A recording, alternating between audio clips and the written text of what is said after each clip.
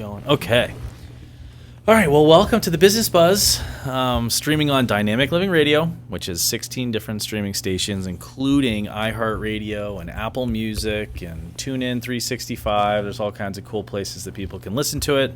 The Business Buzz, the whole idea is local businesses connecting to local community and kind of telling your story from successes to struggles, why you're doing it, what made you do it, what inspires you on just a day-to-day, favorite music, things to do in the area. So it's kind of an assortment of just stuff so that people can relate a little bit better to the local brand. You know, we're in a world of such vanilla, cold, national brands. People are tired of it more than probably ever. That's what keeps us alive. Right. It's not a big demographic, but there's a demographic that definitely is searching out. Yeah. And when they find it, they're a real excited. mom and pops, you know. Correct. That truly are passionate about their crafts. Yeah. That has a story. Oh, has yeah. a journey. Absolutely. It's So- a pleasure to be here and be with you on the Buzz. Thank you. And we're very excited to get our message out every little way we can. Yeah. So this is Deborah Pratt and John Pratt, Desert Diamond Distillery, Kingman, Arizona, right off Route 66. And it's the gem that we like to call not the hidden gem. We want it to be a really well-known gem here in Kingman, Arizona. Maybe one of these days. And award-winning, awards that people didn't even know existed, international awards that are from all of the distilleries on the planet that try to compete in these award ceremonies to get the notoriety of saying, hey, we're one of the best in the world, and you guys have won over and over and over multiple awards. So I guess it starts from day one of your journey. Why get into the distilling industry? We haven't figured that out yet. So I think the story goes, we're looking for beer or wine, just like everybody else. I mean, beer and wine is so popular. So we said early on when the kids get into high school, we're going to look and maybe we'll get into a winery or brewery. So we went to our first workshop, which happened to be for distilling. And we just figured, okay, here's a workshop we can go to. We can get all the context for beer and wine and not have to pay so much, because I think the distilling workshop was actually a little more affordable than a workshop on a winery or a brewery at that time. Probably less people getting into that. Yeah, and this was like around 2005. So here we go off to this distilling conference, had a great time, got to see the Arnold Holstein still and all the equipment, got to meet all these people in this new industry that we knew nothing about. And here we are, and we get back home, we pretend to each other that we really were still thinking about wine and beer, but both of us had already made up our minds that we were going to take a left turn into distilling. Oh, funny. And we talked about it, a few months later, and we were like, well, maybe we should check out another distilling conference. And the other was like, yeah, maybe we should. I think I'd rather do that. So it was pretty funny. Now, when you were learning about distilling, was it immediately like we want to start with a rum distill, like do rum right out of the gate? That'd or is be like John. we need to learn about distilling liquor, No, we spirits? learned distilling pretty much. Just from the get-go. You know, we opened technically in 2009, but we didn't open to the public till 2010. So I had a chance to play, Right. and that's when I started to hone in on what I really wanted to put out. It's like a chemistry kit. And then everything I've ever done A in big life, one. I always take from other industries and even within the industries and try to apply something new. Yeah. I mean, let's face it, we're going to make spirit in Kingman, Arizona. Right. I didn't think copying, and when I decided on rum, I definitely didn't see copying the Caribbean. Right. So Yeah. You know, we got the heat, but not the humidity. we had to hone Yeah. what we were going to do, what direction we wanted to go. Mm-hmm. And then everything, there was no guarantees. Right. There was no manual. Mm-hmm. You know, we wrote the book as we went. Mm-hmm. Paved a lot of road and made a lot of mistakes. Where'd you come up with the name? How'd that start? Desert Diamond Distillery. So I think just like with any other business, we had 2 or 3 pages of possible names. And one thing they tell you in the conferences that you go to on new industries, whether it's a winery, brewery, or distillery, is be careful what you name your business, because if somebody else is even close and they sue you, you're going to have to change all of your printed paperwork. You're going to have to change your labels. It's a headache that is so expensive. You don't want it. So we started going through this and filtering out the ones that we figured had a chance. And out of the last 3, Desert Diamond Distillery was chosen. And that was still close to another industry that we found out about later. So we just prayed that we would get past the 5-year statute of limitations, and we did. So, that's cool. you know, it definitely was kind of a sweat moment, because you're like, you find out later maybe that wasn't the best choice, Right. and maybe that's too close to another name. But you've already invested so But we've much already into started the brand. it. So, but yeah, that's what they tell you. Be very careful. It's like a trade. I've heard of that too, with trademark searching, where you're finding. And you can search all you want, but there's still stuff that comes up later, and you're like, oh. Yeah. It really comes into play, like in beer, when you're putting out a new style beer. Right. It's hard. They have their own library now. Yeah, I bet. Because so many different beer titles have come out. Right. So did you have D3? Was that already right from the get-go part of the branding? Or did D3 come later? I think, of course, we came up with our own artwork too, which is unusual, but there's a whole story there too. We put all that together using the families, all their ideas and everything, and trying to look at the 1900 brands and what those labels look like at the turn of the century, because that's kind of our theme. So we were putting something together at the time, and it all came together beautifully, and people love our labels. And what we found is that the artists and the art people and the art graphic designers love it as well. That whole community always ask me who did our labels. So we have feedback from 3 New York design houses, graphic design houses, and the Oregon Institute of Art, and all 3 of those tell me this is the kind of artwork they want their students to come up with. And so that is really high praise. Really good. Very nice. Her and my eldest daughter are they're the ones that kind of worked on doing it.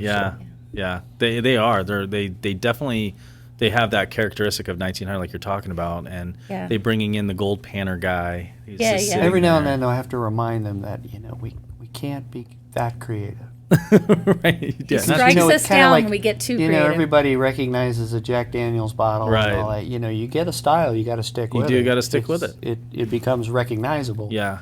And they want to be creative to the point of coming up with a whole new design every now and then. Yeah, I think I'd be a better graphic designer now than if I had done that when I first came out of school, because now being in business for, I don't know, we're in business now 14, 15 years.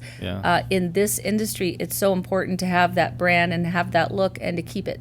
Because you're on a shelf with 100 other bottles. You want someone who has seen your bottle and had your stuff to be like, there it is, I see it. Yep, exactly. Yeah. That's smart. So throughout the years, in the beginning stages, first couple years is usually, they say 3 to 5 years is the hardest for any business that starts. What do you think the biggest struggle, what are some of the hardships that happen? Was it just getting the licensing, because federal licensing is a nightmare? Well, or was everything changes. I mean, when we started, there was hardly any craft distillers in the country. Right. So you go into the county or the state, and they look at you like, they don't have anything written. Exactly. They have to write the code for you. Interesting. We've been lobbyists. There's a lot to that. I mean, just everything you touch, it's a struggle. Yeah. And then we're not in a metropolitan area, so that creates its own issues. We're making everything, that creates its own. We use a lot of analogies to the wine industry. If you grow grapes, you're 6-7 years in before you even get started. Right. Where the vines are producing. Well, we decided to make everything, so we have barrels. Right. And the barrels don't just turn into fermented spirits. You have to age them a little. Useful spirit until they age. Yeah. And then no one knows what your stuff is. Right. Just like that winery. Yeah. So now you have to market it. Right. We've been very fortunate through the years that we have won medals at very key times. True. Big medals. Talk a little bit about and validated a lot of what we were doing at very good moments. But there were plenty of moments where we wondered what the hell. I mean, maybe yesterday even. I mean, it was an hourly thing. Yeah. As to whether we committed Yeah. something good or something Yeah. crazy. Right. So I think you asked about the medals. Yeah, We elaborate. started winning medals like right off the bat, right in 2010 when we started releasing our first 4 main products, which is the white rum, the dark rum, and the vodka and the agave rum. So those were all out by probably summer of 2010. And so we just started just entering all of them into contests. And by, I think that December, we had a bunch of medals from not only the Ministry of Rum down in the Caribbean, which is a big rum contest, but also, which is the one that we got all those, SIP. the Spirits International Prestige Awards. What are they, San Clemente? Yeah. They're in San Clemente, California. And they are a People's Choice Awards. So people can apply to be a judge. Oh, that's They cool. get to taste stuff, and they get to tell the judges what they like. And you can't have anything to do with the industry. So I tell people about it all the time who are from California, and they're like, I'm going to go apply to be a judge. Yeah, that's very cool. So like right from the get-go, we were starting to win medals. And then in 2 years later, we won our first medal on the very first release out of the barrel room. And that was our first one. That was where we started to really enter the big contests. Yeah. And these, I noticed that the one international contest that you recently were in the news about was, it's based out of London, right, Yes. United Kingdom. IWSC. And is that the biggest in the nation or in the world, World. that does these types of things? And they don't just do rum, they do all No, the they spirits. do all spirits. They do They everything. actually do wine too. Oh, okay. They've been since 1969. They're two separate contests. Yeah. Wine is separate from the Right. spirits, but in the spirits this year there was 4,100 I different guess. spirits in that area. Yeah. So it's the International World Spirit Competition, and we've been entering that since 2017, 2018. Yeah, the other big one would be San Francisco, which is a domestic here, and they do about half of the amount of spirits that Right. London does. And that was a big step for us to enter into the San Francisco world. And even in 2012, we had won a lot That's of where we awards. took our but first gold. That was the very cool. first time we had gone international, because that's the largest. San Francisco is the largest on the North American continent. And then, was it Gary that got us to Yeah. do the IWSC? Yeah. So we had a friend of ours who convinced us to jump on the Go to that bandwagon. next level. Go to the big Go one. to the next level, Yeah. put our stuff into the London Yeah. IWSC. Which is a whole nother thing because you got to ship it overseas yeah. now. Well, So yeah, you're and dealing the with a- scales are much higher. I Yeah. mean, you're talking, you don't get a gold medal unless you get a 95, Yes. and then a silver is a 90 to 94, and then bronze is 85 to 89. 89, and then you don't get medal. Right. Yeah. So you So go through all that. you And have it's to be not pretty like, high. the local rec center where everybody Right. gets a medal. Right. Yeah, participation. I can Here's tell you your out of participation award. 4,100, I think there was over 1,000 didn't get any medals. Yeah. So, And this most recent time that you entered, it's a scale from 1 to 99. Yes. And it's a blind test or blind Oh, yeah. competition. So Yes. these are just a glass in front of them, Yep. and they're going after, I'm guessing, just aroma and color and the initial palate flavor, and they probably have a whole set of parameters. Yeah. And you guys scored 99 out of 99, Yes. which Yes. is pretty amazing. Yes. And only 9, correct? 9 out of 4,100. Got that? Yeah. And that was we are the perfect score in rum. We are the Yeah. only perfect score in the rum We were category. actually the only Very perfect cool. scorer in North America. Wow. Yeah. That's Yes. huge. It's huge. yeah. And we can see that when we tell people here, they have really no concept of like Yeah. It's like the the Olympics. importance of this. It's kind For of like you and the your Olympics. industry, yeah. And yet it's almost like they cannot conceive that Right. we're so tiny and how, Right. they just think of it as just another contest, Oh, it's that's just another nice. gold medal. Yeah. And we're like, no, this is the Yeah. gold This medal. is the one. If you're This going to is win one, this crazy. is the one you want to Yeah. win. Yeah. That's very cool. So you've done a lot of stuff out here. So over the years, you go through your federal licensing. You finally get that to where you're kind of moving. You got some momentum. One thing that I did notice years ago when I came to Kingman, which about 8 years ago, is that you guys were always at the top of TripAdvisor and Yelp for things to do in the area. It was take a distillery tour. And then a few years back, you guys acquire a train. and not just a train just to put out here, but has huge historical significance. It's a Pullman train. I can't remember the year. 1918. It was 1918. And you decide, well, we don't have anything else better to do. Let's renovate this, make it into a restaurant, and almost like a boutique restaurant. It can be fine dining. It can be upscale. It's very intimate. The lighting is great. You instead of renovating it like a lot of people do, which is like make everything all modern, you kept to the historical period with a lot of your renovations, and you just cleaned it up, made it functional. What was that? Who came up with this idea? Wow. Who do we blame? Okay. This probably both of us, because Basically, we don't do anything normal. Okay, start with that premise. And then we kind of looked at each other. Kingman. What's Kingman known for? Yeah. You know. Yeah. Planes, 66? trains, and automobiles. That's Exactly. it. Yeah. So we looked we briefly thought about a plane. Yep.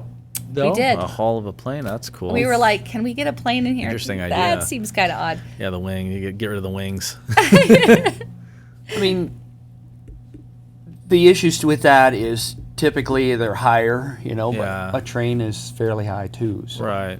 we were contemplating the ADA access. We were contemplating A lot of factors. Logistics. putting major. a kitchen in a plane. We just had a lot of issues there. Even when we picked out and said a train would be better than a plane, we still were thinking, well, maybe we could just build a building that looks like a train. Oh yeah. And just kind of like fake it. Yeah. And then at that point, John was already perusing the train Sail depots. sales on the internet, and he kept showing me these pictures like, look Yeah. at this one, hey, look at this one. And then I got hooked in. That's how I got hooked in. And then pretty soon we're enabling each other to buy a train. Yeah. That sounds about right. And then after you buy it, you're like, what have we done? Yeah. So I've pretty much been in my small business, since I was born. And our entire married life, we've done a lot of different things. That's a whole nother show. Yeah, we don't have enough time for that. But I'm leading up to, this is probably the craziest thing we've ever done. As far as the Bring train. that train in. Yeah, they're bringing a train yeah. in, doing a restaurant. It was insane. Yeah. And just And then to once show you're in everybody it, you're how committed. insane. Oh yeah, for sure. We have a video on our website that anybody, if people always go, well, how did you move it? How did you do it? And I'm like, you too can become an expert in moving the train if you just watch this cheap video on my website, because it's amateur. That's why it's cheap. But you can watch and see exactly how we moved it in those series of photos and videos, and you too can move your own train after that, because it'll show you step by step. And you have a vision for it. Your vision was to get it here, to get it restored, get a kitchen that works, build an ADA ramp so people can use it and access it, make a virtual tour, which we did on the website. And now the next step of that vision is to find a chef, whether completely active, retired, that wants to take this gem and move it into kind of like make it his own in a sense, and to be able to That's kind of operate our it. dream. We kind of tried it on our own. Yeah. And it's, So it works, how to do it, you know what to do. Oh, we can do it. But now you need someone who's got the time, But the we're passion, just- the food passion. this is our logistics. passion over here Exactly. Yeah. on this side, but that could be somebody's passion if they so desired, and the right person will come along. Yeah. We just kind of think that through, and we could just see that happening. Just beautiful dinners. Not It's an important part to the we always dreamed package. Michelin Right. star. We always dream big, Michelin star Yeah. kind of thing. Well, and you did it. You showed. It was kind of like you proved proof of concept. Yes. You did it. You opened it. You had dinners. They were packed. People loved it. But it is time consuming for when you're operating a distillery at the same time. Yes. So I think that's a good next step, kind of the evolution of the train. And We then need did a more team chocolate- members here. You had another one you brought in. Yeah. Well, we got the bay window up front. It's a 1965 caboose. Yeah. And basically, it's an extension of the dining room now. right now. Oh yeah. But I okay. had visions of putting a chocolate. Yeah, I remember store you in were there. talking about We that. just don't have the personnel. Yeah, it's hard. Yeah. Yeah, and chocolate, again, is one of those interesting things. It's funny because when I first moved to Arizona back in 2013, my mom sent me some chocolates from somewhere, and like in the spring, and they were all melted. Of course. Because we just weren't used to the heat. So again, it's another kind of thing that's outside of the box. There's no chocolate shops in Kingman, Arizona. There's not even really very many ice cream places, in this area. Yeah. So then you have another train. And we added a third caboose. So then there's a second caboose, a third car. Third car up there, and what's that? What was the intention in this one? Well, that's a historic caboose too. It's what is the 999 series? It's from the ATSF too. It's a 1948. 1948. So are they part of the historic register? Do you even know? I don't know. I don't know. We'd have to look that up. But really, they're the riveted ones, and so they're just the most historic car. And we changed it into an Airbnb. It's listed on the Airbnb website. Very and cool. People are staying there this weekend, so people have come in and stayed with us and really love it. And they can take the tour a couple times, and they just have to walk back to their room. That's pretty cool. Yeah, it's something fun to do and to stay on site. Yeah. And you can do a lot of stuff.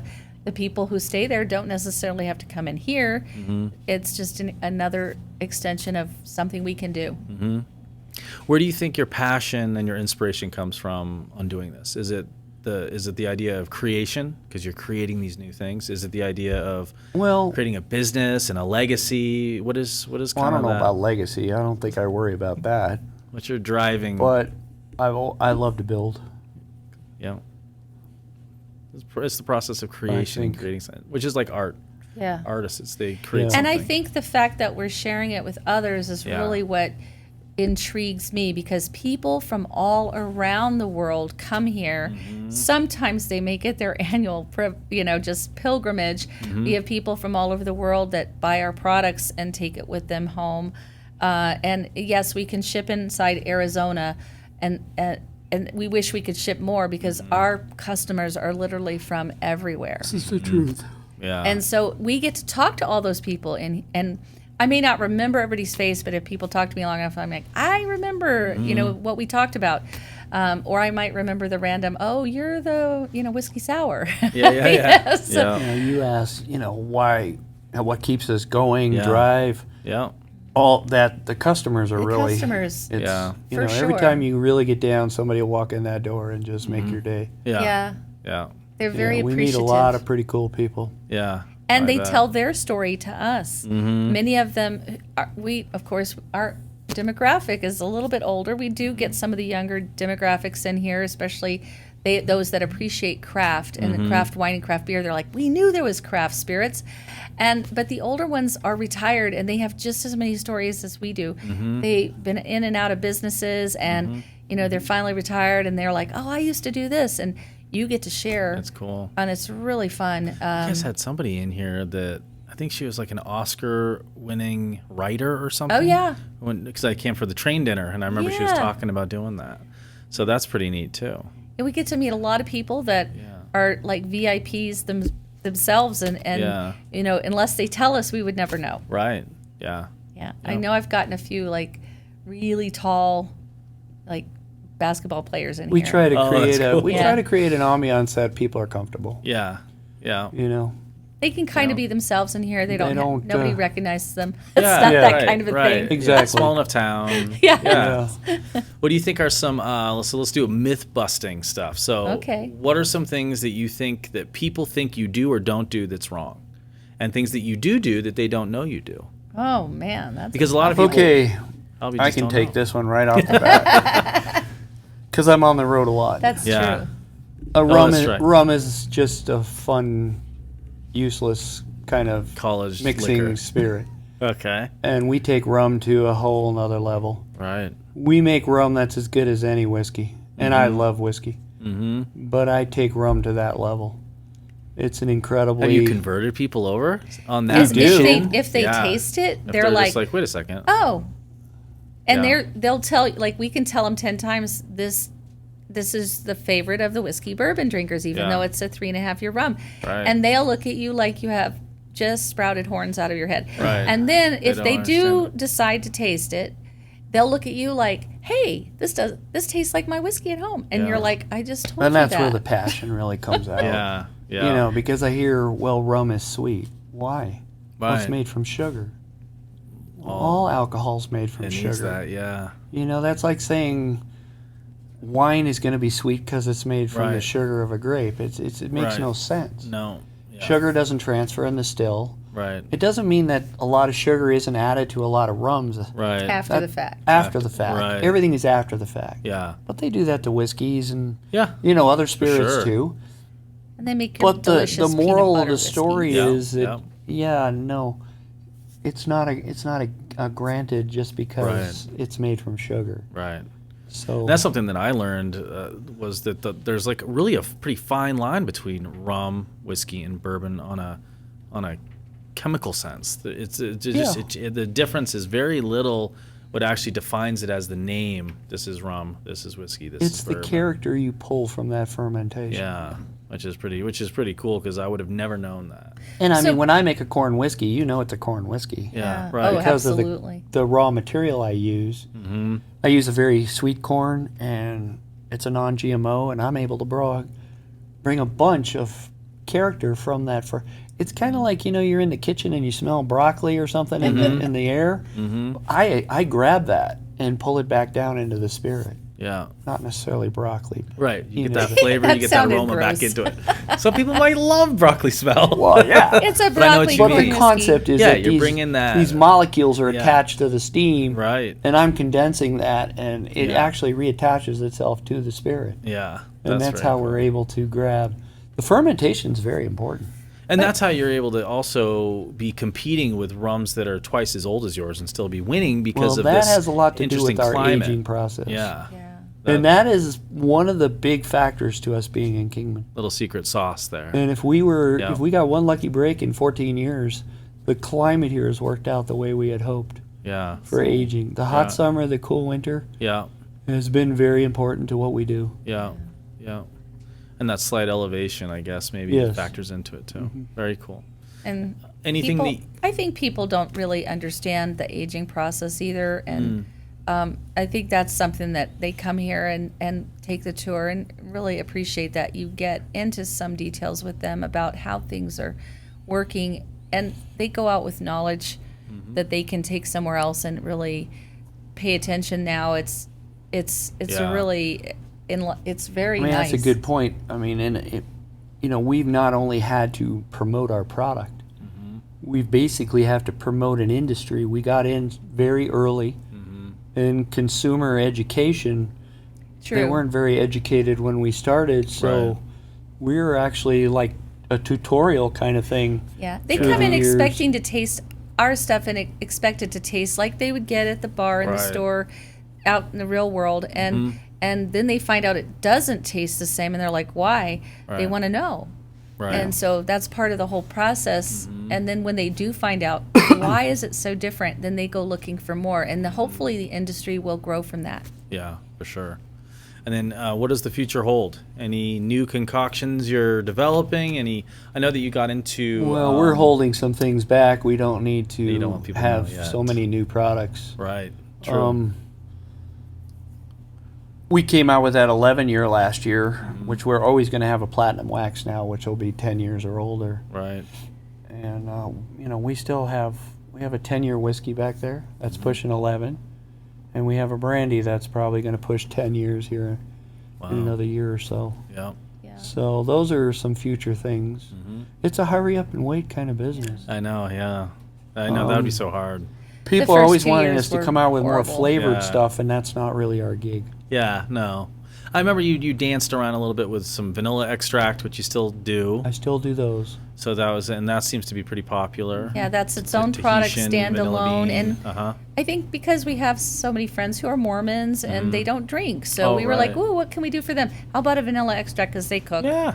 And then we started carrying the olive oils and vinegars, Yeah. and of course the Stonewall Kitchen, and Yeah. we could be a little mini Trader Joe's at some point if we didn't Yeah. watch ourselves I because we know, love right? carrying that stuff. Yeah. Yeah. For sure. That is good to people know that though, that they have that, because when they're on the hunt for stuff like this, you can't get this anywhere else. No, you have to go know. to all the way You're gonna go travel to- to get it at Yeah. a big city. Right. Yeah, right. we've tried to create a good destination. Yeah. Yeah. Complete. Yeah. And that's where the restaurant started. That Yeah. idea, and Yeah. the ambiance, Right. a little oasis in the middle of nowhere. Yep. Yeah, so anybody who's out there listening and watching, if you are a chef, if you're a culinary wizard, and you're also maybe an entrepreneur deep down in, this is your opportunity to kind of craft your own restaurant right here. It's ready to go. Big city, turnkey. the little city. Exactly. The big city living, you come down to the smaller city, Kingman, right on Route 66. You know, quality of cool. life. Yep. True. Very cool. Anything else you can think of that you want to add that you want people to know about? I can't think of anything. I mean, just to hit the IWSC one more time, even though we got the perfect score this year, it's something we have been working toward for a long time. We've worked hard, 14 years to get there. You know, as they always say, you know, every piece of good luck is 99% blood, sweat, and tears before you get that 1% of luck. So we got that, you know, judge that loved our product, or judges that loved our product at the IWSC this year. But our 10-year that came out in 2021 got a 97 out of 99 2 years ago, and that included a 6.5-year rum that got a 95. Wow. So 2 gold medals 2 years ago that we thought, well, that's going to be hard to beat. Yeah. But this year, with the 99 perfect 99. score, I guess we got to beat Apparently that. we weren't one and done. Right, yeah. Yeah, so, I mean, Right. but over the course of the last 5 years that we've been involved, everything we've sent to the IWSC has come back with a medal, bronze, silver, or gold. Which is awesome. And that is, I think, Unheard of. important.